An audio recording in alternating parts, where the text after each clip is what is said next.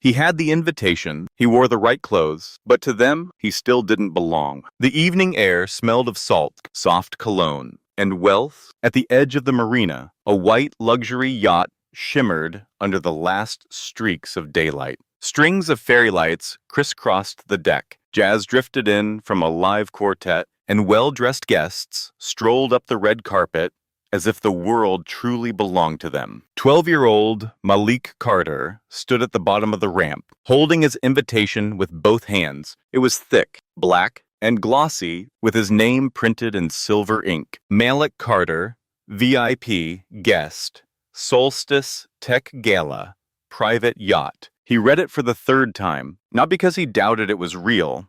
He knew it was. His mother had handed it to him herself, before hurrying off to speak with a delegation from Berlin at the harbor entrance. She had leaned down, straightened his collar, and said, "Go ahead and board. Baby, your name's on the list. I'll be right behind you." He remembered how her hands lingered for a moment longer than needed, like she knew this moment might not be as simple as it should be. Now, standing alone, Malik adjusted the sleeves of his blazer. He wore a navy sport coat, a crisp white shirt, khaki slacks, and brown leather shoes that still squeaked slightly when he walked. His curly hair was neatly brushed. His hands were clean. He looked like he belonged here. But when he stepped forward, Chase Douglas, the man at the check-in podium, barely looked at the invitation before his eyes narrowed. "You lost, kid?" he asked. Malik shook his head and held the card closer. "No, sir. I'm Malik Carter. My mom is Ariana Carter. She's the CEO of Solstice Technologies. She told me to board. She'll be here in a minute." Chase didn't move. His name tag read guest services, but his eyes read suspicion. "You said you're the CEO's kid?" he asked. Voice dipped in disbelief. "Yes, sire." Chase gave a thin smile. "Sure you are. Mind telling me what she looks like?" Malik blinked. "She's tall, wearing a white suit, natural hair. You could Google her. She's in Forbes." Chase laughed. Low and dismissive. "Google her, right?" He didn't even pretend to check the list. Instead, he leaned slightly over the podium and whispered, "Look, buddy, I've seen this before. Kids printing fake invites, trying to sneak on, get some free shrimp, maybe a selfie with someone rich." Malik's stomach turned. "This isn't fake. Let's not make a scene," Chase said, still not taking the card. "Just step aside. I'm on the list," Malik insisted, his voice a little louder this time. "I'll be the judge of that," Chase said. He finally took the card, turned to the podium's tablet, and started typing. Slowly, deliberately, but Malik noticed something. Chase's eyes weren't really on the screen. They were on him. The pause stretched. Then Chase straightened and called over his shoulder, "Kemp, need you out here." From behind a pillar, Officer Kemp appeared.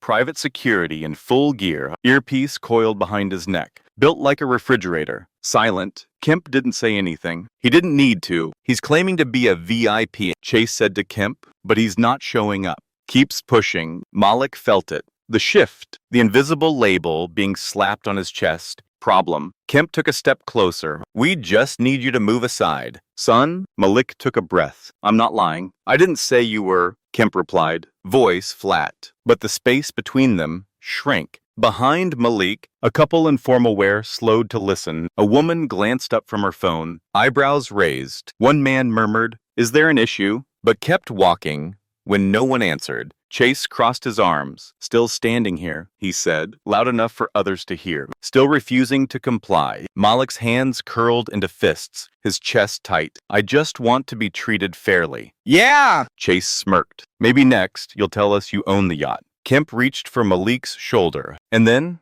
a voice cut through the noise like a blade. "Take your hand off my son." Everything stopped. Heads turned. Heels clicked on concrete. A figure emerged from the crowd, like a storm wrapped in silk. Ariana Carter, white suit, braided hair coiled in a bun, eyes like thunderclouds. She didn't run. She didn't raise her voice. You could hear it in her heels, the way they struck the pavement, controlled, deliberate, unhurried.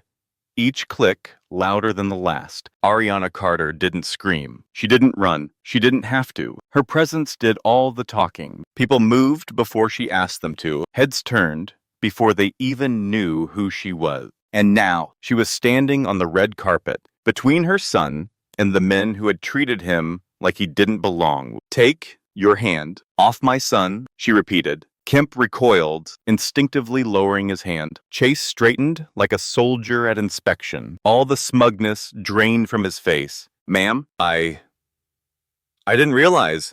No, Ariana cut him off. You didn't ask? That's the problem. She turned to Malik, softened for just a second. You okay? Baby. He nodded, barely. His voice wouldn't come out, but his eyes said enough. Ariana turned her attention back to Chase. What exactly did you accuse him of? Chase stammered. I thought he was, you know, just someone trying to sneak in. Just someone, she echoed. Just young, just black, just not dressed like you expected. The air around them thickened. She stepped closer. Chase took a subtle half-step back. My son was invited. His name is on your list. And instead of checking it properly, you assumed he didn't belong. You didn't speak to him. You spoke over him. You called security. You embarrassed him in front of a crowd that didn't say a damn word. You stripped away his dignity like it was yours to take. Chase blinked. Miss Carter. CEO Carter, she corrected coldly. And before you say another word, I want you to check that list again, properly, with your eyes open this time. Chase fumbled with the tablet. His fingers trembled. After a few seconds, the guest list appeared. Rows of names, bold headers, confirmed entries, and there it was. Malik Carter, guest of honor, son of CEO, flagged, confirmed, highlighted in gold. Ariana turned to the staff nearest the rope line. You saw what happened. He told you his name. He told you who he was. You chose not to believe him. You chose your assumptions over facts. Behind them, phone cameras were already up. Someone was live streaming. The crowd that had once ignored the commotion was now watching closely, murmuring in disbelief. Ariana didn't flinch. She raised the invitation in her hand and showed it to the onlookers. Proof, she said, yet it wasn't enough. Then she looked directly at Kemp. You didn't just fail your job, she said, her voice sharp, precise. You failed a child, a guest, and you made it dangerous for him to be right. Kemp opened his mouth, then closed it. There was no defense strong enough for what they had done. Ariana pulled out her phone. This entire incident has been recorded. Security footage, body cam, civil witnesses, and now media coverage. Her voice dropped to a whisper, but it hit like a bell in a cathedral. You thought no one would notice? You thought his silence meant you were safe. She turned to Malik again, this time kneeling down just slightly so she was eye level with him. You didn't do anything wrong, she said. Remember that. You were right to speak up. You were brave, and you don't have to carry their shame. He nodded, his small fists unclenched now. She stood, smoothed her suit, and addressed the nearest event coordinator who had finally arrived, flushed and sweating. This man, she said, pointing at Chase, is to be removed from the premises. Immediately, his badge revoked, his credentials flagged. Chase turned pale. And this guard, she added, motioning to Kemp, will file a full report tonight. I'll expect it on my desk by morning. The event coordinator nodded mutely. The crowd parted as Chase was escorted away. This time, he was the one being watched, whispered about, captured on camera, and then something shifted. As Ariana turned toward the yacht, her hand resting lightly on Malik's shoulder, the tone of the crowd changed. There was no applause, no cheer, just recognition of who she was, of who he was, and of how dangerously easy it had been to believe he didn't belong. Together, mother and son stepped up the ramp, not as intruders, but as the rightful guests they had always been. And for the first time that evening, the security guards didn't look at Malik with suspicion. They stepped aside. She just walked forward, each step announcing, I built this place, and you just made a mistake. The yacht glowed under a canopy of string lights, elegant and pristine, an icon of exclusivity. But now, as Ariana Carter and her son Malik stepped aboard side by side, something had shifted. The opulence was still there. Champagne glasses, silk gowns, slow jazz. Yet the energy felt different. People parted without being asked. No one blocked their paths. No one questioned their place. They knew. Ariana nodded to her assistant, who was already in motion. Whispers were exchanged. Emails fired off. Security footage flagged. It would not be buried. Not this time. But she wasn't finished. Not yet. 15 minutes later, a silver mic stand appeared on the upper deck, just beside the lounge rail. A hush passed over the party as the MC announced, "Our host for the evening would like to say a few words." Guests paused mid-conversation. Some turned reluctantly. Others already knew. Ariana stepped forward, Malik at her side. No stage. No spotlight, just a mother, a leader, and a witness. "Good evening," she began. Her voice was calm, no tremble, no rage. "Thank you for joining us tonight, as Solstice celebrates another year of innovation and growth." A few polite claps, but I need to speak, not as a CEO, not as your host, but as a mother. The air went still. Earlier tonight, my son Malik arrived at this event. He was invited. He had his credentials. He was dressed respectfully, but he was stopped.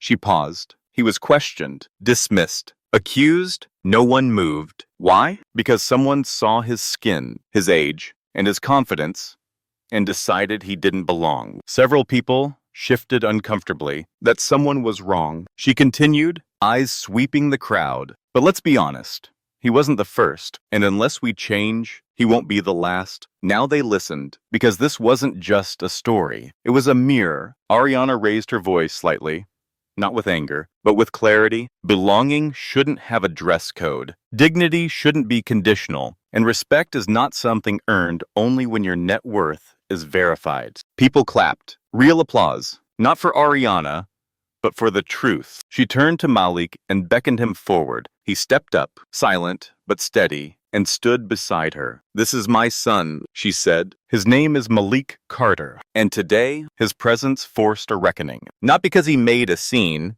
but because others did." She faced the crowd again. "So let me be clear. As of this moment, Solstice is implementing new anti-bias protocols. Not for press, but for protection. All partner vendors, contractors, and staff will undergo quarterly training. Access procedures will be revised. Complaints will not be ignored. They'll be audited, reviewed, and acted on." She took a breath, because performative inclusion isn't enough. It never was. The applause grew, stronger, louder, rooted in more than politeness. Across the yacht, reporters who had initially come for celebrity photos now aimed their cameras at a different kind of power. Ariana Carter wasn't performing. She was setting a standard. The next morning, the clip of her speech had gone viral by sunrise. Malik Carter trended on Twitter alongside the hashtag "She Didn't Raise Her Voice, She Raised T."